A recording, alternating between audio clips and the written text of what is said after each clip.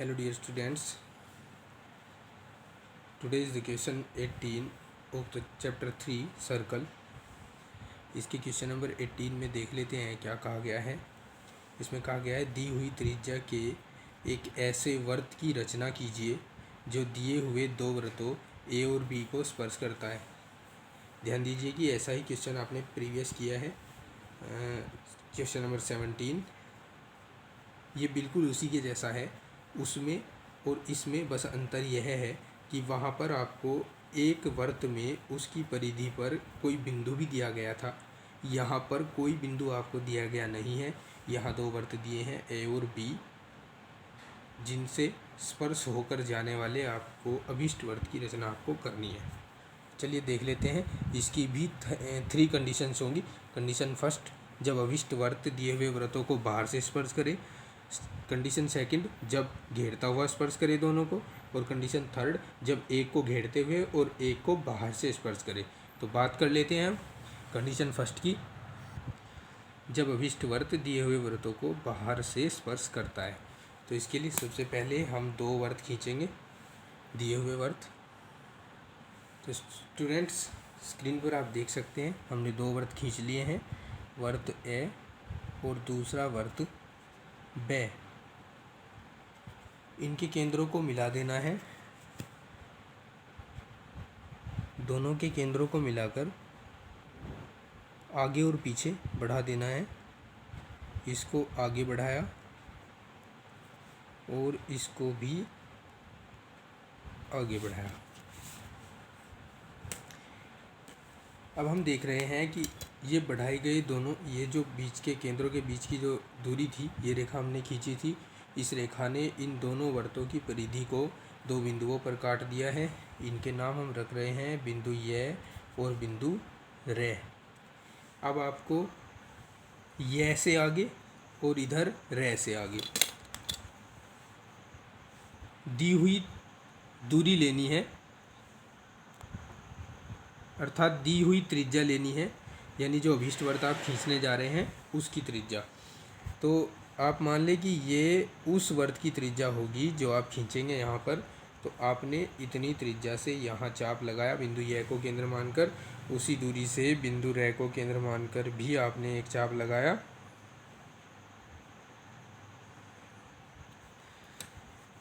इन दोनों बिंदुओं के नाम आप बिंदु से और बिंदु दे रख सकते हैं। अब आपको क्या करना है, अब आपको ए और बे को बारी बारी से केंद्र मानना है। ए से दूरी लेनी है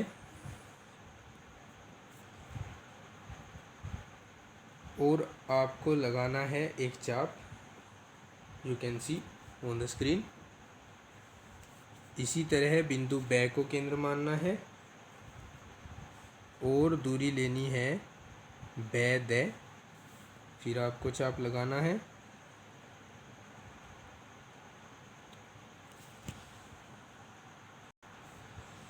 यू कैन सी दोनों ही चाप एक दूसरे को काट देते हैं एक बिंदु पर, जिसका नाम हमने रख दिया बिंदु में।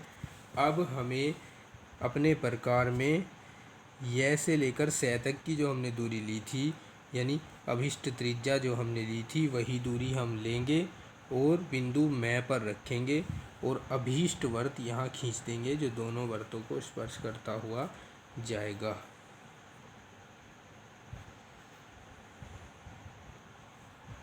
चित्र में आप देख सकते हैं ब्लैक हेडिंग से जो वृत्त खींचा गया है वो अभीष्ट वृत्त होगा। चलिए अब चलते हैं सेकंड कंडीशन पर। इस कंडीशन के लिए भी हमें खींचने होंगे दोनों दिए गए अभीष्ट वृत्त। तो चलिए दोनों दिए गए अभीष्ट वृत्त खींच लेते हैं। You can see on the screen, ये वृत्त हो गया वृत्त ए और ये वृत्त हो गया वृत्त बे। हमें इन दोनों के केंद्रों को मिला देना है। मिलाकर पहले की भांति ही आगे और पीछे बढ़ाना है। इसको आगे बढ़ाया, इसको पीछे बढ़ाया। अब हम देखते हैं कि यह रेखा वृत्तों की परिधि को दो बिंदुओं य और रे पर काट रही है। स्टूडेंट्स याद रहे कि पिछली बार हमने यह यहाँ पर और रे यहाँ पर लिया था, क्योंकि हमें एक ऐसा वर्त बनाना था जो इन दोनों वर्तों को बाह्य स्पर्श करे। लेकिन अब हमें इन दोनों को घेरते हुए एक वर्त यहाँ पर खींचना है, तो इसके लिए यह और रे को भीतर की ओर लेंगे। अब जितनी भी त्रिज्या का आपको वो वर्त खींचना है, क्योंकि आपको यहाँ पर्टिकुलरली दिया गया नहीं है कि त्रिज्या कितनी लेनी है, तो आप अपनी स्वेच्छा से जितनी भी त्रिज्या चाहे ले सकते हैं जो उचित हो। तो आप मान लीजिए कि इतनी त्रिज्या का आपको वर्त खींचना है, तो आप यहाँ चाप लगा देंगे बिंदु य को केंद्र मानकर, और बिंदु रे को केंद्र मानकर भी आप एक चाप लगा देंगे यहाँ पर। अब इनका नाम रख देंगे। इसका नाम रख दिया पहले की तरह बिंदु से, और इसका नाम रख दिया बिंदु दे। अब आपको बिंदु ए को केंद्र मानना है और ए से त्रिज्या लेनी है और खींचना है, एक चाप लगाना है आपको।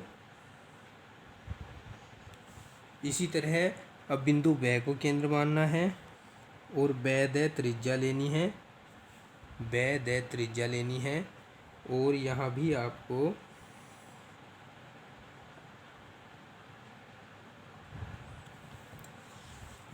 आपको एक चाप खींचना है। दोनों चाप एक दूसरे को बिंदु में पर प्रतिच्छेद कर देंगे।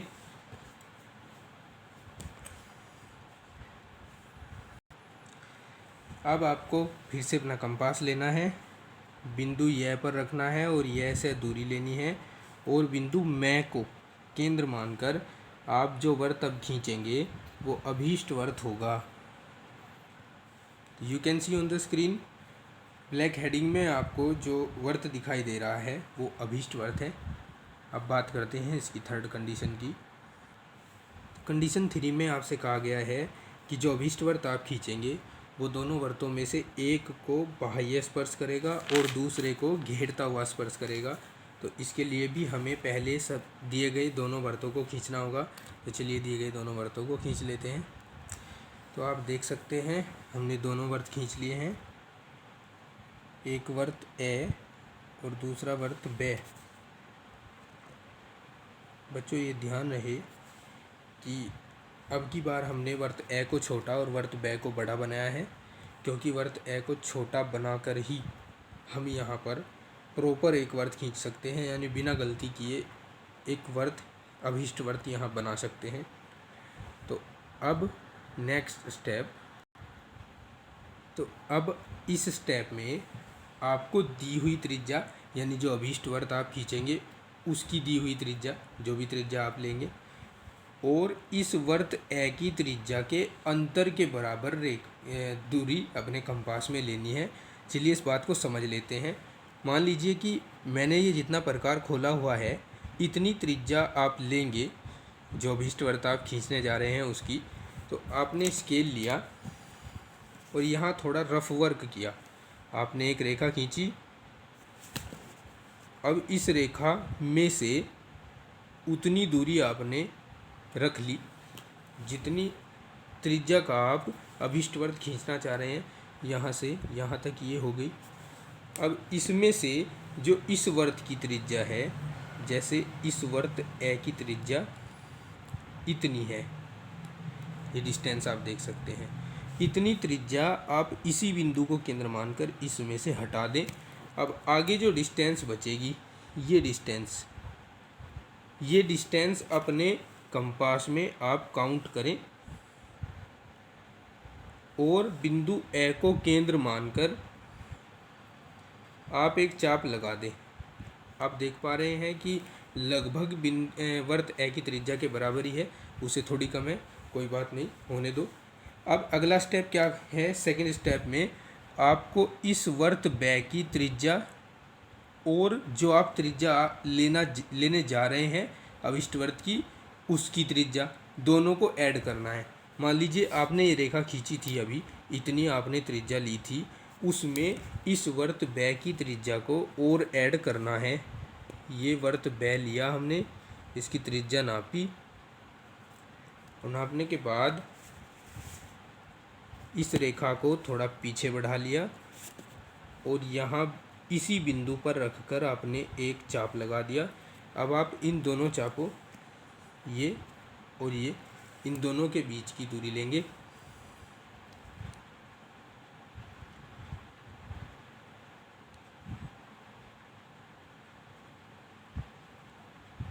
तो आप देख पा रहे हैं ये हमने जो दूरी ली है इसको बिंदु B पर रख कर और एक चाप आपको लगाना है। दोनों चाप एक दूसरे को बिंदु K पर प्रतिच्छेद कर रहे हैं। ये आ गया बिंदु K। अब बिंदु K को केंद्र मानकर और अभीष्ट दूरी आपने जो ली थी, ये थी वो अभीष्ट दूरी, इतनी दूरी से बिंदु K को केंद्र मानकर आपको वर्त खींचना है। ये वर्त अभीष्ट वर्त होगा। तो चित्र में आप देख सकते हैं ब्लैक हेडिंग से खींचा गया वर्त अभीष्ट वर्त है। इस तरह क्वेश्चन नंबर 18 भी कंप्लीट होता है।